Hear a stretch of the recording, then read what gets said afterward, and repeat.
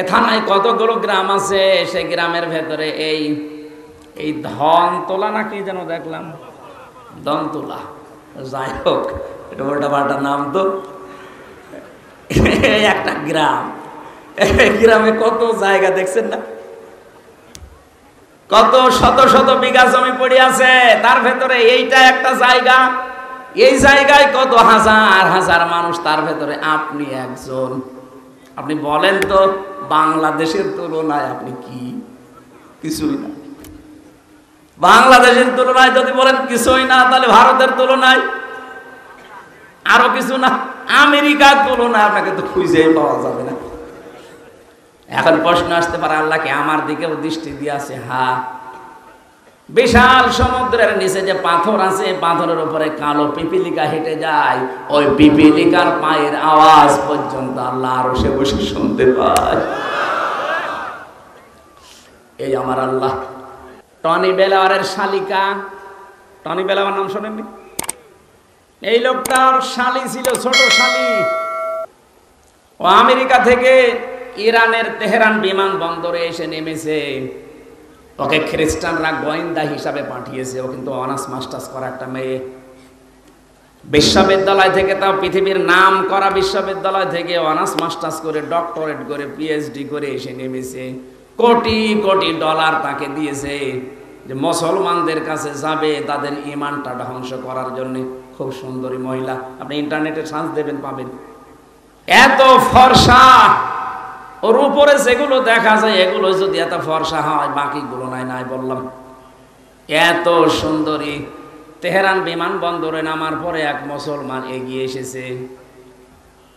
O my brother, এইদিকে আসেন। ডাক দেওয়ার পরে বলছে, আপনারা ইসলাম মেনে চলেন? আরে ইরান একটা মুসলমান রাষ্ট্র। তেহরানের বিমানবন্দরে নেমে বলছে, আমার একটা ইসলাম জানার জন্য অথেন্টিক বই দিন। ইসলাম আমি জানতে চাই, আমি মানব না, আমি মুসলমান হব না, কিন্তু ইসলাম আমি জানতে চাই। নির্ভেজাল ইসলাম জানা যাবে যেই বই পড়লে, ওই বই দিন। আপনার কাছে কোনো হিন্দু এসে যদি বলে যে আমি মুসলমান হব না কিন্তু আমি ইসলাম জানতে চাই, তার অধিকার নেই? এই কথা বলছে না কেন? এ কোরআন শরীফ কি আপনার বাবার নাকি? হাদা বায়ানুল লিন্নাস, বায়ানুল লিন্নাস। এখানে আল হাজা বায়ানুল লিল মুসলিমিন দেয়নি, যে মুসলমানদের জন্য না, মানুষ পদবাচ্যে যারা বিবেচিত সবার জন্য কোরআন শরীফ। আমি আপনার বিবেকের কাছে বলছি, কোন খ্রিস্টান এসে যদি বলে হামজা আমি মুসলমান হব না, ঈমান আনবো না, কিন্তু আমি ইসলাম জানতে চাই, আপনি জবাব দিতে পারবেন না যে তার অধিকার নেই? অধিকার আছে না?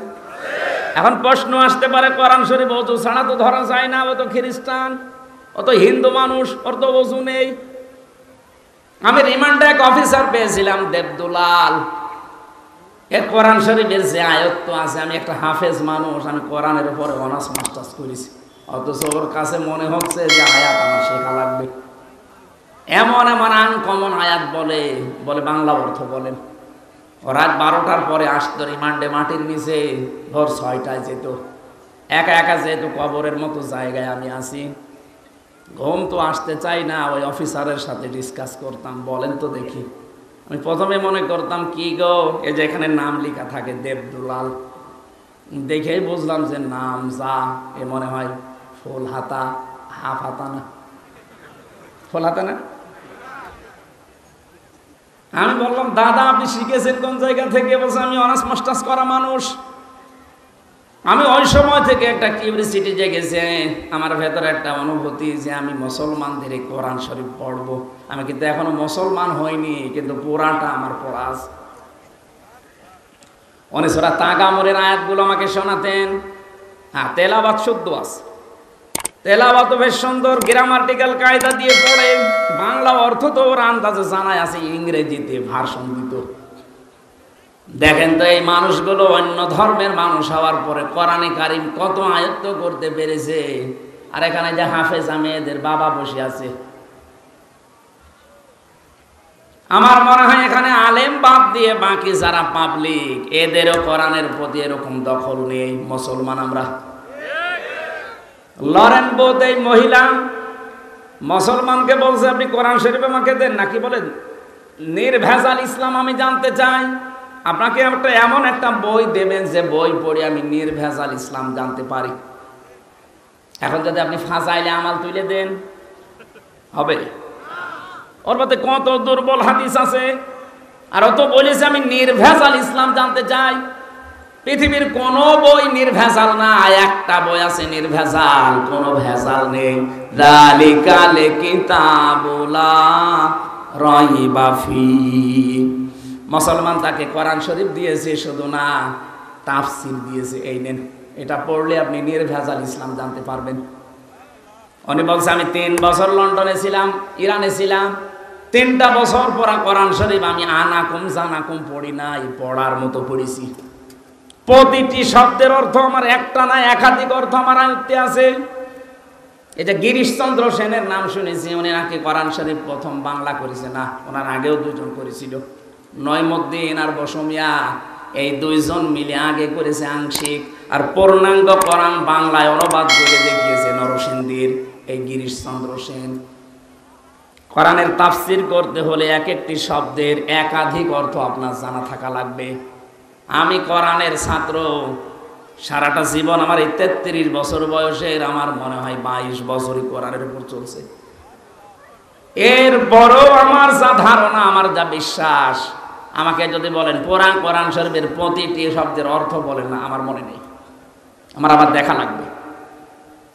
শুধু আমি কেন, এখানে যত বড় মহারথী থাকুক, প্রধান অতিথিকে জিজ্ঞাসা করেন তো কোরআন শরীফের প্রতিটি শব্দের অর্থ বলতে পারবে? কেউ পারবে না। অথচ হিন্দু মানুষ, উনি যেহেতু তাফসীর লিখেছে, তাফসীর করার জন্য কতগুলো বিষয় আয়ত্ত করা লাগে, তাহলে এক একটা শব্দের অর্থ কমপক্ষে 33টা পর্যন্ত তার জানা লিখেছে। কয়টা বলেন বলেন? লরেন বোথের কথা বলছিলাম এই জন্যে।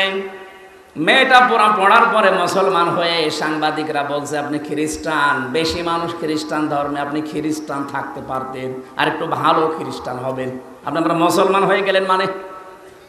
লরেন বোথ বলেছে দেখো আমি এসেছিলাম ভুল ধরার জন্যে, কোরআন আমি আনাকুম জানাকুম তানাকুম পড়ি নাই, পড়েছি একেবারে বুঝে বুঝে 3 বছর সময় লাগিয়ে পুরাটা আমি শেষ করেছি কয়েকবার।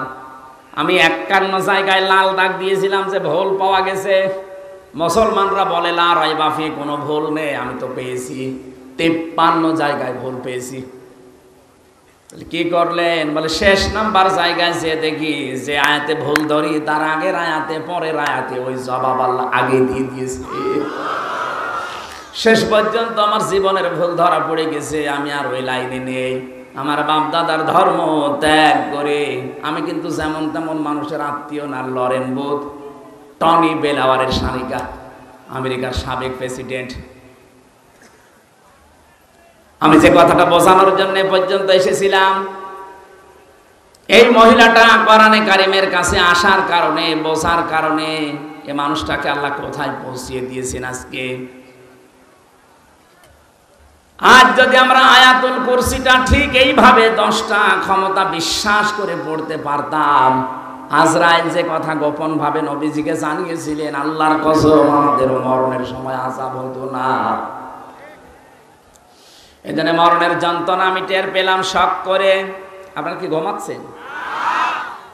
হযরতে আজরাইল ডাক দিয়ে বলেছেন ঠিক আছে চলেন আপনাকে আমি জাহান্নাম দেখাবো।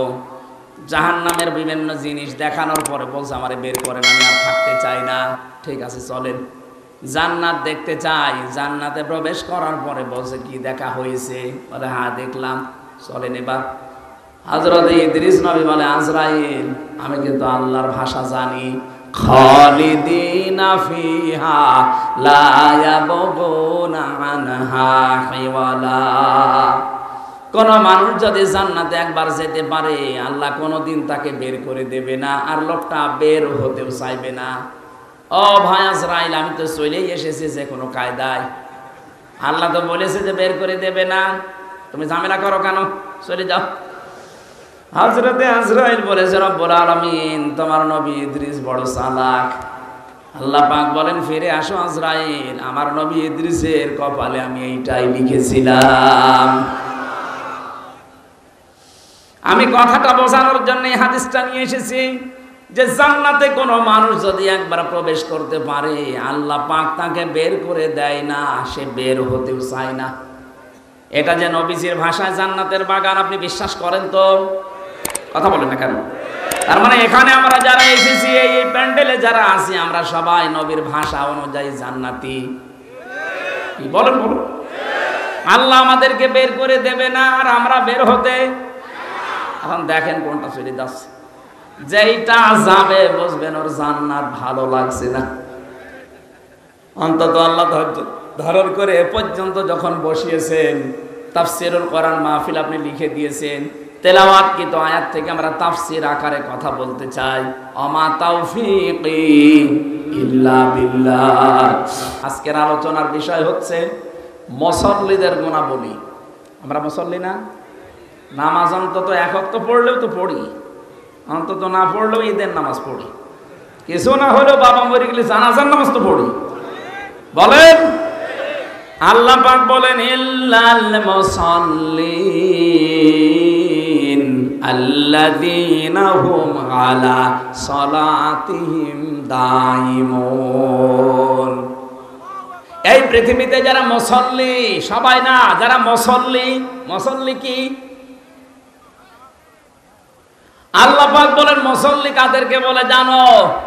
আল্লাযীনা হুম আলা সালাতিহিম দাইমুন, যারা তাদের নামাজের উপরে স্থির, নামাজের উপরে দায়েম এবং কায়েম থাকে, সর্বদা নামাজের উপরে যারা থাকে। 2 ওয়াক্ত পড়ে, 3 ওয়াক্ত পড়ে না এমন না। এটা নিয়ে আসতে গেলেন কেন আবার? মুসল্লিদের গুণাবলী বলতে গিয়ে ইবনে কাসিরের তাফসিরে আমি আয়াত পড়তে গিয়ে দেখলাম আল্লাহ পাকের কাছে সবচাইতে বেশি প্রিয় ওই কাজটা, যে কাজটা ধারাবাহিকভাবে করা হয়। 2 দিন করলেন, 3 দিন বাদ দিলেন না। আপনি যদি তাহাজ্জুদের নামাজ পড়েন, নিয়মিত পড়বেন। আপনি 2 রাকাত পড়েন, 4 রাকাত পড়েন, কিন্তু নিয়মিত আপনি আদায় করবেন। আস্তাগফিরুল্লাহ যদি প্রতিদিন 100 বার করে পড়েন, 2 দিন পড়েছেন, 5 দিন বাদ দিয়েছেন না, ওটা আল্লাহ রেগে যায়। আপনি যখন নিয়মিত করবেন ওই কাজটা, আল্লাহর আরশ আপনার উপরে খুশি হয়ে যাবে। আমি কয়েকটা আমলের কথা এখন বলছি, নারী এবং পুরুষ সবার জন্য প্রযোজ্য। সব সময় অজু থাক আর না থাক, শরীর পাক থাক আর না থাক, সব সময় মুখে জারি রাখবেন আস্তাগফিরুল্লাহ ওয়া আতুবু ইলাইহি, আস্তাগফিরুল্লাহ ওয়া আতুবু ইলাইহি। যদি এটা বেশি বড় হয়ে যায় শুধু বলবেন ইগফিরলি ইগফিরলি অথবা আস্তাগফিরুল্লাহ আস্তাগফিরুল্লাহ। এটা পড়লে মানুষের মনের ভেতরে যে অশান্তি আছে, আল্লাহ বলেন আমি নিজে ওইটা দূর করে দেই। আর একটা আমলের কথা বলছে, বিপদ আপদে মুসিবতে সব সময় লেগে আছে। যদি পারো তো পক্ষে দরুদ শরীফ পড়ার চেষ্টা করবেন। আল্লাহুম্মা সাল্লি আলা মুহাম্মাদ এতটুকু পড়েন, অথবা সাল্লাল্লাহু আলাইহি ওয়াসাল্লাম। আল্লাহুম্মা সাল্লি আলা মুহাম্মাদ ওয়া আলিহি ওয়া আসহাবিহি ওয়া বারিক ওয়া সাল্লিম। এরপর আরো 2টা আমল আছে। নবীজি বলেন কেউ যদি এটা সব সময় বলে হাসবুনাল্লাহ হাসবুনাল্লাহু ওয়া নি'মাল ওয়াকিল, নি'মাল মাওলা ওয়া নি'মান নাসির। আর ইউনূস নবী বিপদে পড়ে যে দোয়া পড়েছিলেন ওইটাও পড়তে পারেন, লা ইলাহা ইল্লা আনতা সুবহানাকা ইন্নী কুনতু মিনাজ জালিমিন। কয়টা বললাম মনে আছে আপনাদের?